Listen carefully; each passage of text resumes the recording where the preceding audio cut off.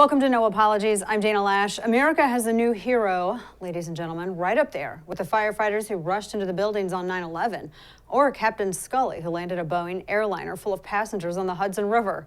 Yes, a heroic figure in the same pantheon as the American astronauts who bravely planted our flag on the moon against all odds over 50 years ago. This is a hero even more impressive and more valiant than all of these American legends. Why? Because this hero does all of her heroic antics while being oppressed. And this hero wasn't even handed the silver spoon that all of those other white folks get. She can't play the white privilege card and sleepwalk her way to heroism like apparently every white humanoid can. No, for this hero, every day she wakes up in a country that does everything it can to keep her down. Literally and figuratively. When she wakes up, she walks out of her door and faces an obstacle course of systemic racism that oppresses her at every turn.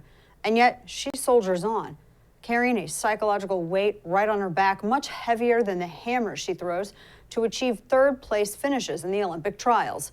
And come to think of it, even the fact that she got third place, even that's probably racist. In fact, there should be no third place at all because that's an inequity of outcome. And we all know that inequity of outcome is always, every time, due to racism. So who is the tragic yet heroic figure, you ask? Well, it's Gwen Berry, the Olympic hammer thrower. And she is, quote unquote, pissed, according to her own quote. What is she, quote unquote, pissed at? The fact that she came in third? No, Gwen Berry is, quote unquote, pissed because according to her, she didn't want the Star-Spangled Banner played when she was up there getting her bronze after she was beaten soundly by two other girls. I mean, can't a girl just receive her bronze medal without being oppressed by playing the Star-Spangled Banner like that? Well, Gwen Berry is a hero, so what she did next will cement her place next to the likes of American heroes like Olympian Jesse Owens. But stand aside, Mr. Owens. Gwen Berry needs a little room for her next heroic move, which was then to turn her back during the playing of the National Anthem and face the stands. What else could she have done? Graciously accept her third place medal and smile showing good sportsmanship? No. Gwen Berry is not going to sit there and perform for white humanoids, and that would only perpetuate systemic racism. No, Gwen Berry, she needed to act and act fast to help the Black community all across America by rejecting the National Anthem and turning her back. But Gwen Berry is an athlete activist, at least that's what her shirt says. These are the kinds of sacrifices an athlete activist must make. Of course, you wouldn't understand that because you're white or you're white adjacent, apparently, if you're Hispanic or Asian American. I mean, really, it's who knows anymore, these definitions. No, this is her truth and her lived experience. Now, of that experience, she said, quote, "I feel like it was a setup and they did it on purpose," end quote. Now, Gwen is referring to the event organizers playing the anthem, while she was up there on the podium. And by the way, that was pre-planned. It had nothing to do with Gwen Berry. It was pre-planned because they put the schedule out publicly and printed it on paper and sent out emails saying exactly when it would play at what point of the day. Now, Berry went on to say, quote, "I was pissed, to be honest. They had enough opportunities to play the National Anthem before we got up there. I was thinking about what I should do. Eventually, I stayed there and I swayed. I put my shirt over my head," end quote. Like Jackie Robinson breaking the color barrier in baseball, Gwen Berry put her T-shirt over her head and sulked while facing the stands during the playing of the anthem. Because that's what apparently brave people like her do. Never mind that there were two other women right there on the podium next to her who were receiving their silver and gold medals. And that may be the only time they were on the podium. It doesn't matter. In Gwen Berry's universe, which we're all just living in, those girls are just a couple of white people who are receiving unearned privileges. The real focus during this award ceremony should be on Gwen Berry and her ability to turn coming in third in the Olympic trials into a national story about herself. She said, quote, "My purpose and my mission is bigger than sports. I'm here to represent those who died due to systemic racism. That's the important part. That's why I'm going. That's why I'm here today," end quote.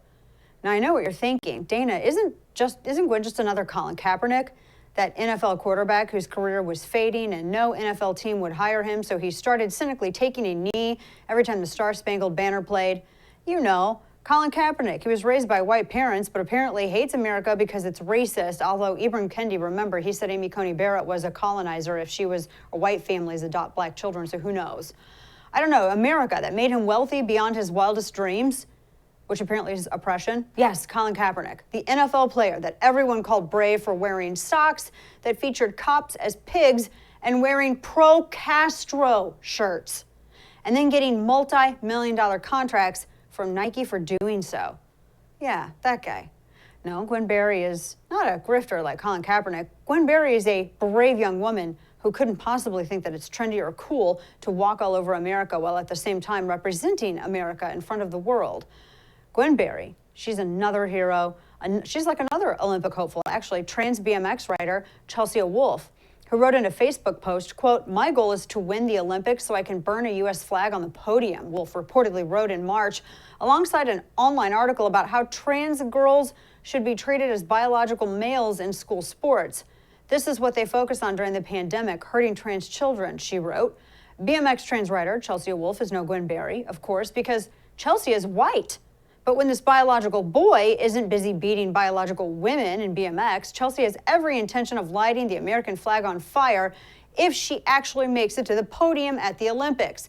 And like Gwen Berry's third place finish, Wolfe is barely performing well enough to make the alternative BMX team, so it's not looking likely that Chelsea Wolfe, the boy who identifies as a girl, will be able to burn the American flag on the podium at the Olympics. But I guess activists can hope, right? All sarcasm aside, when did it become trendy and heroic to play a sad sack victim in America?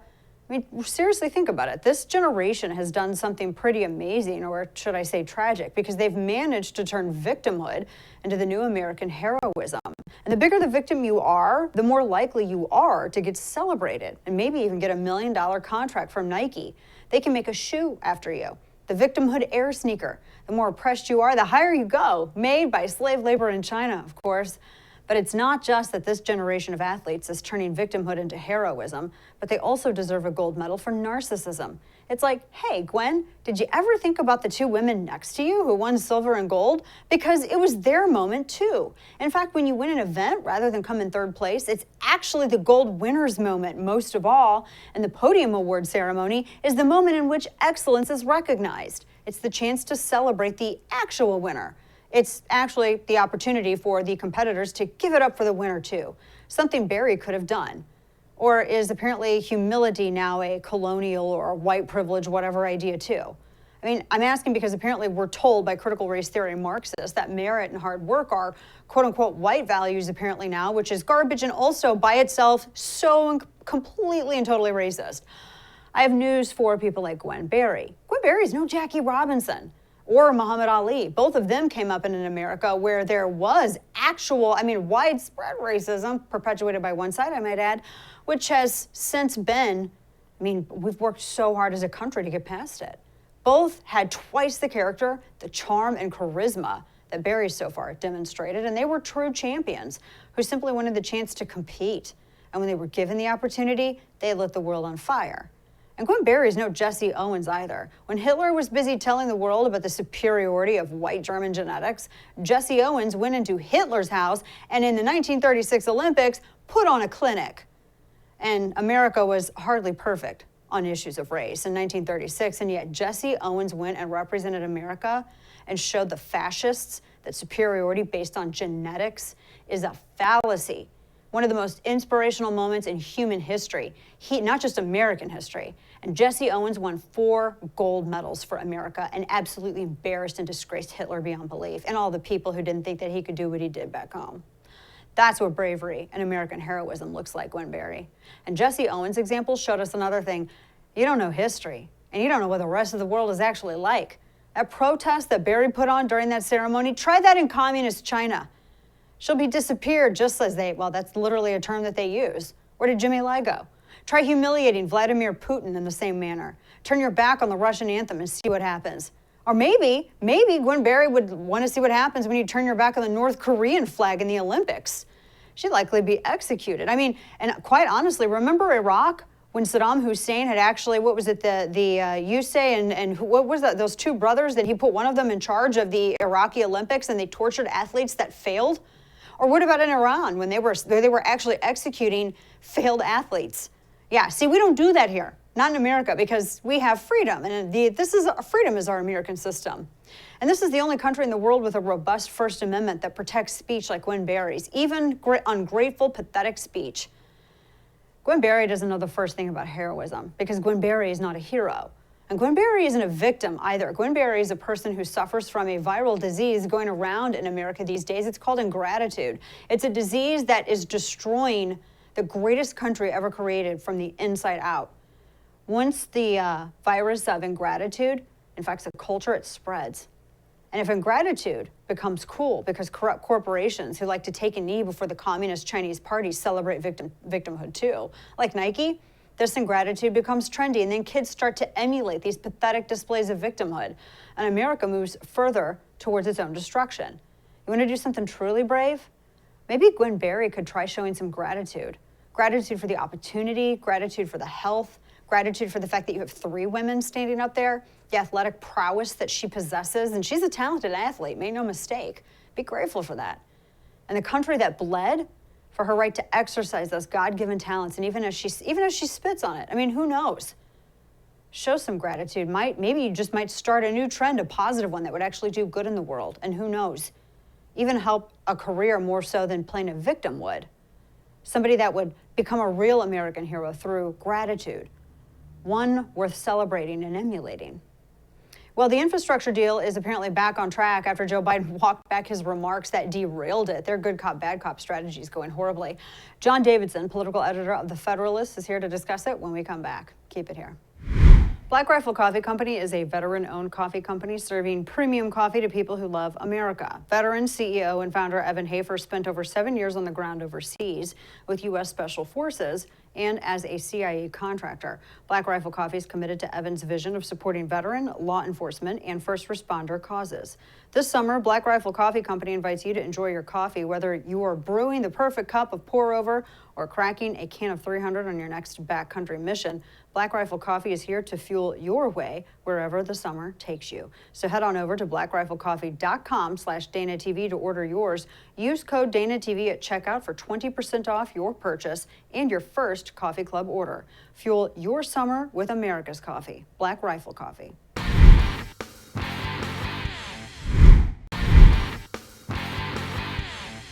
Well, President Biden apparently misspoke about the infrastructure deal, nearly tanking his plan to spend $1 trillion more on things like racist roads and daycare. John Davidson, political editor for The Federalist, is here to tell us whether or not the president can get that plan back on track and also still keep the loyalty of the progressive wing of his party. John, good to see you. Thanks for joining us. Thanks for having me. I kind of feel as though that, I was going to ask you real quick though, I feel like there was a strategy that Biden and Pelosi, I think maybe had going into this, but who was it that screwed up? Was it Biden that screwed up by immediately rushing out and saying, I'm going to veto this if reconciliation isn't out there with it and going first? Or did Pelosi did she and Schumer, were they the ones too aggressive? When I don't know who the bad cop is. It's like bad cop strategy. That doesn't work. Yeah, I think it's better explained just by incompetence in the White House. I don't think that Biden has a handle on what's going on. And I don't think that, it's realistic to think that he can really sort of push back against the progressive wing of the Democratic Party.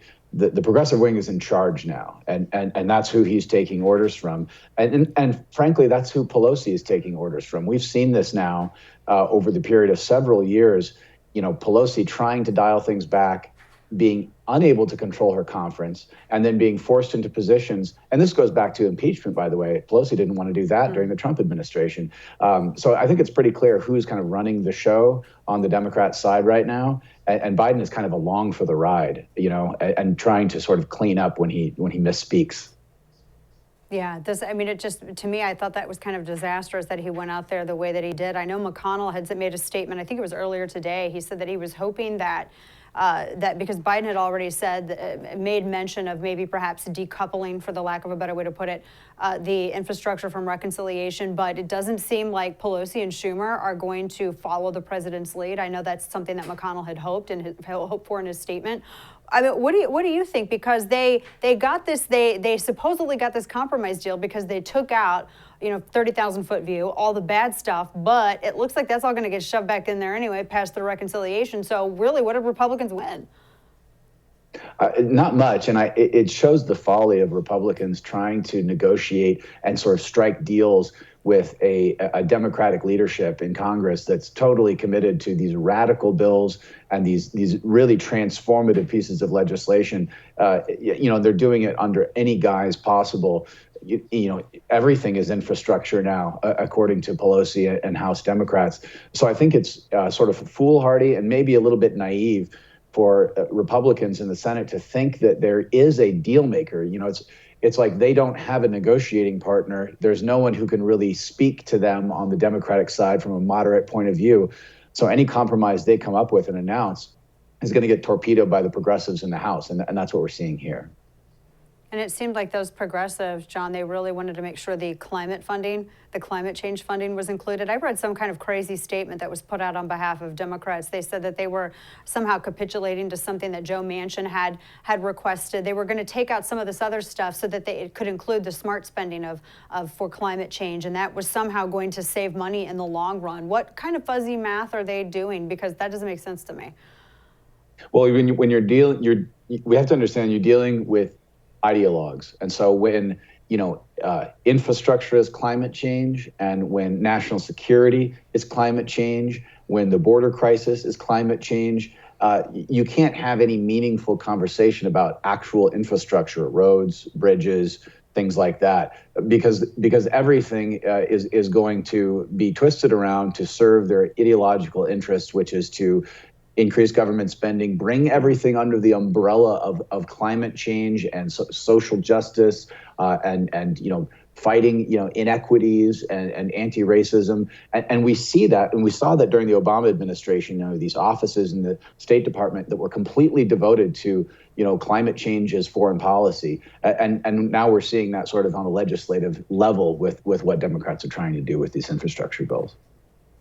Yeah, well, and that infrastructure bill, John, what are we actually getting in this bill? I mean, what did they take out to even get 11 other Republicans to kind of agree to it? And I don't even know where those other Republicans are standing. If they end up pushing reconciliation through first, I don't know where those other Republicans stand. I would imagine they'd have to oppose it. But from what I remember from the initial reading is that there wasn't a whole heck of a lot of actual infrastructure items that were getting taxpayer dollars.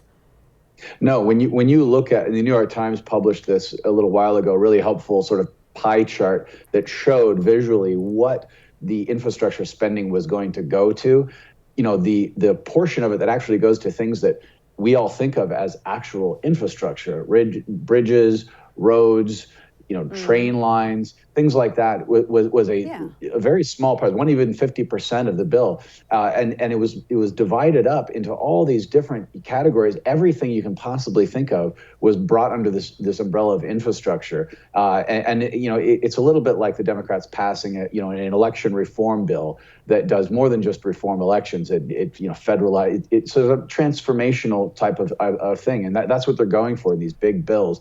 If we can call anything infrastructure, then we can use an infrastructure bill to sort of enact these kind of social engineering type of social justice agenda that they couldn't get through otherwise. I have no idea what this is going to do in the Senate. What is your expectation of how well this performs, especially if they're able to succeed in pushing, as Pelosi apparently and Schumer would like to do, having not only reconciliation but pushing that through first? Where do you see this going? I don't know where it's going, but I hope that the Republicans will realize the mistake that they've made. The Senate Republicans that kind of blundered into this will realize that the folly of trying to sort of strike deals with this White House and make deals with Schumer and Pelosi, that it doesn't get them anywhere, and they end up with embarrassing spectacles like what they're dealing with now. So I hope that it's a cautionary tale for Senate Republicans to understand that this is not really a deal-making administration, partly because, as I said before, they don't have anyone to negotiate with. When they go to the White House and meet with Biden, they're not negotiating with Biden because Biden's not calling the shots.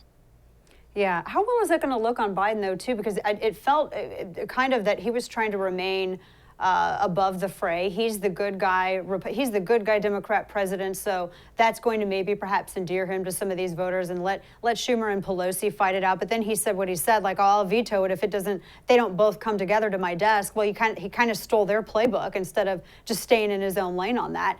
But if the infrastructure bill does go forward, do you think he'll actually follow through to reject that? And I would imagine that's a risky gamble for Schumer and Pelosi to make, I would think. What are your thoughts on that?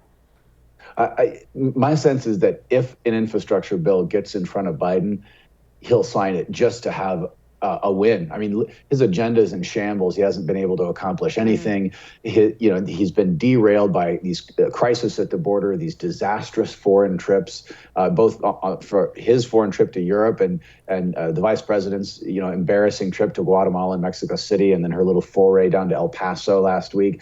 So I think anything that comes to his desk, he'll want to try to claim as a win, no matter how it gets here, no matter how messy the process is. That's what I anticipate. But I think that if the Senate Republicans think that that they're going to get this reconciliation through first, and they sort of have the rug pulled out from under them, then they need to wake up and withdraw their support for the infrastructure bill. Yeah, that was pretty amazing to see, just that whole thing completely backfire. And you're right, he desperately needs some kind of victory, because I think he's even losing some of the hardcore Biden people. I mean, they're even making excuses for him, and he's not going to have any coattails coming up this midterms, not if he doesn't get one win under his belt at least. John Davidson with The Federalist, appreciate you being here. Thanks so much for joining us today. Good to see you. Thanks, appreciate it. All right, folks, coming up, Tanner Cross is a brave teacher who fought back against his school's radical gender policies. See, the CRT doesn't necessarily stand for racialism either. This is all about getting people to just completely defy convention. So he stood up for his female students, right? Well, and he got suspended for it. He and his attorney join us when we return.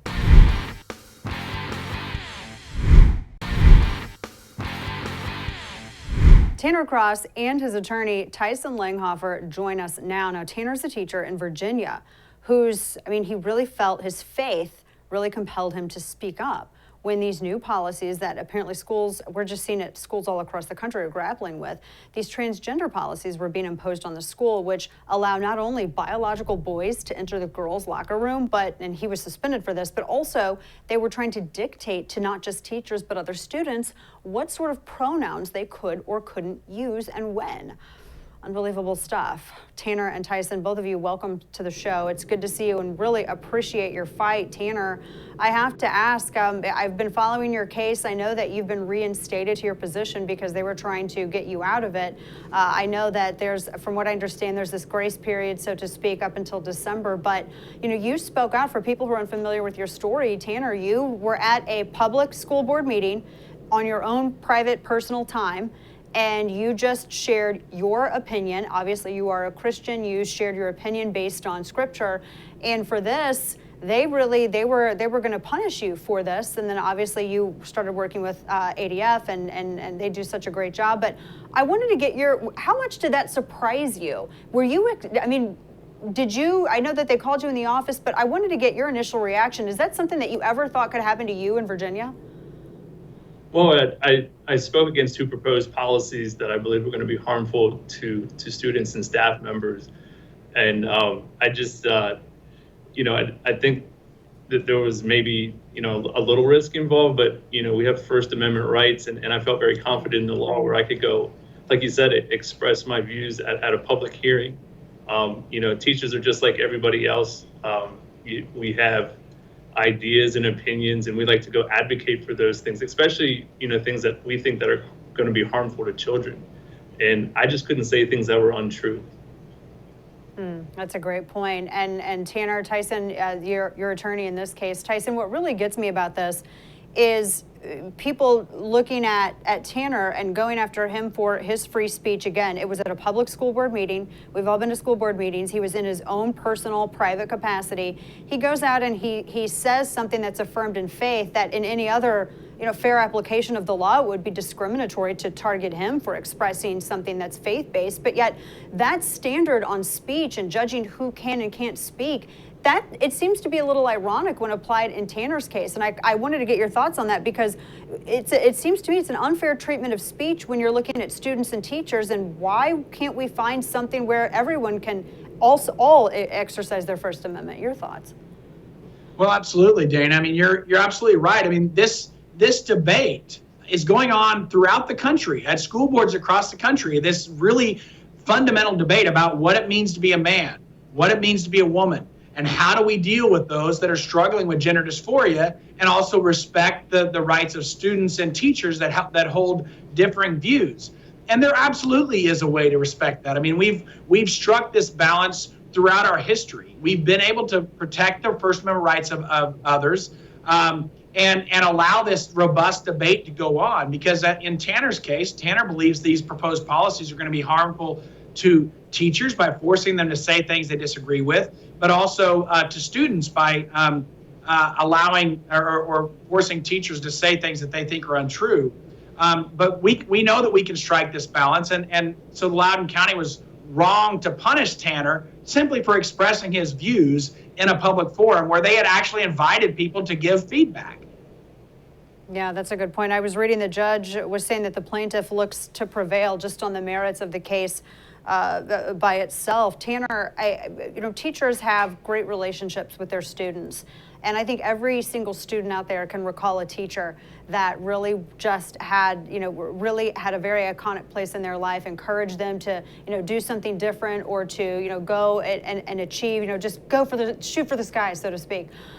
And from everything that I've read, there were a lot of families and students that really supported you. And I can imagine too, when you're a teacher, you're also in the difficult spot where when policies like this come through, you hear those students' concerns about this, particularly the locker room situation. We went through something similar like this with a member of my family in my home state of Missouri, where there was an 18-year-old male that did not want to use the teacher's facility. He wanted to go into the locker room with the girls because of how he chose to identify.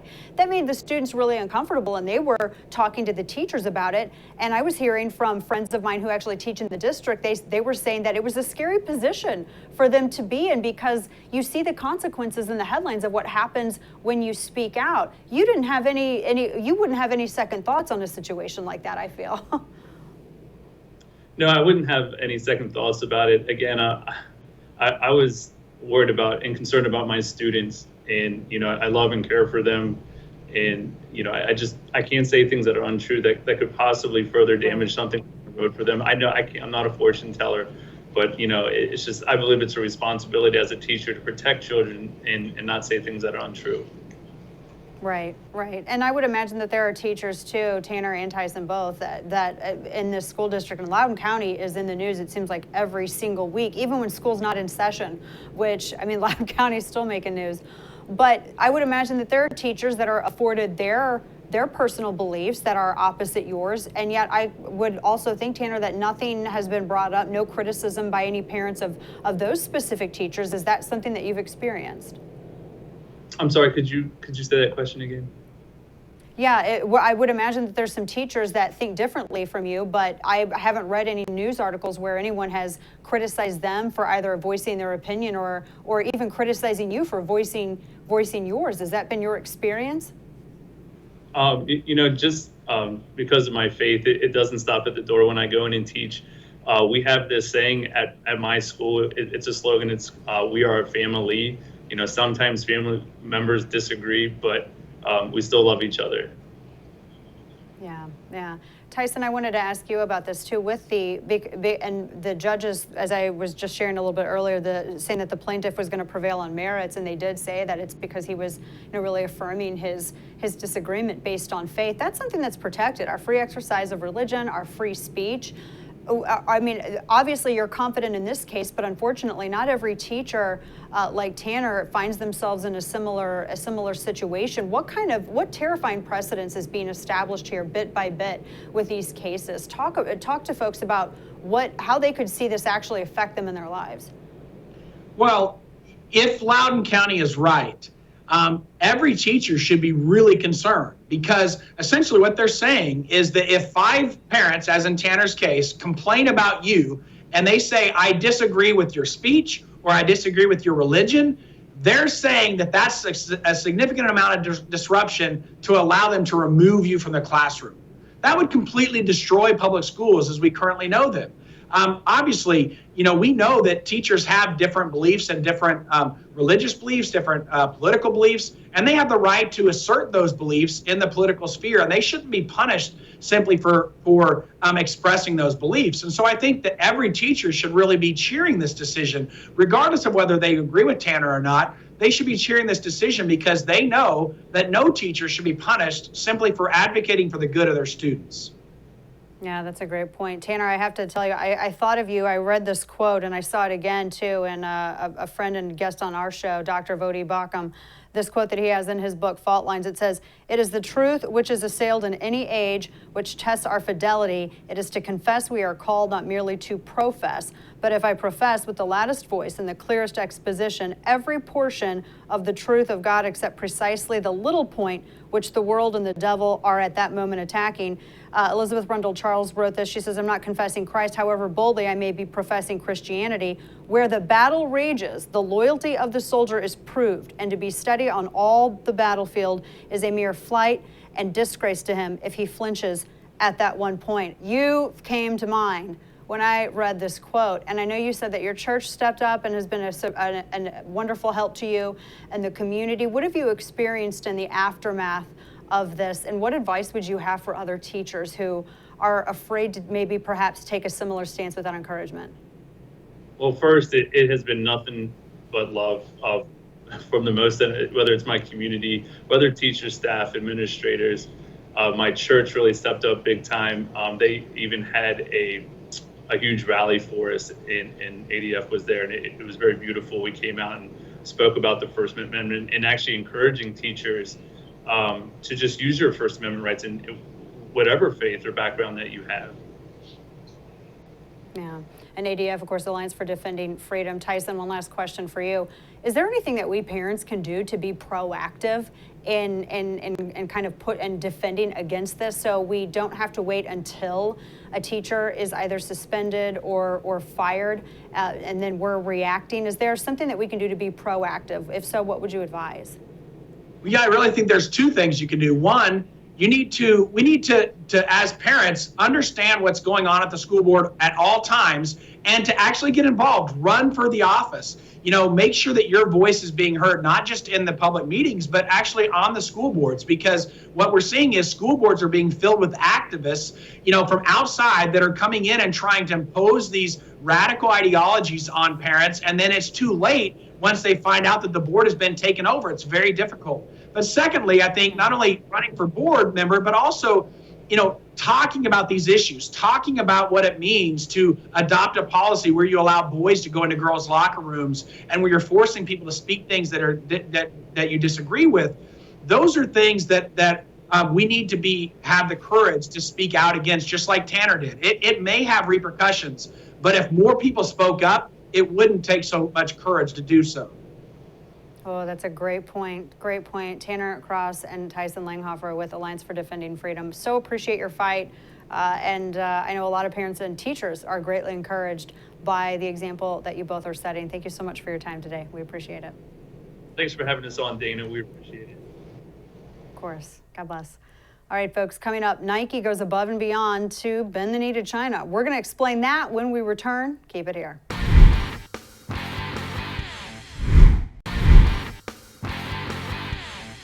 Well, a once dynamic all-American sports brand with the greatest slogan in advertising history has just officially bent the knee to the Chinese Communist Party.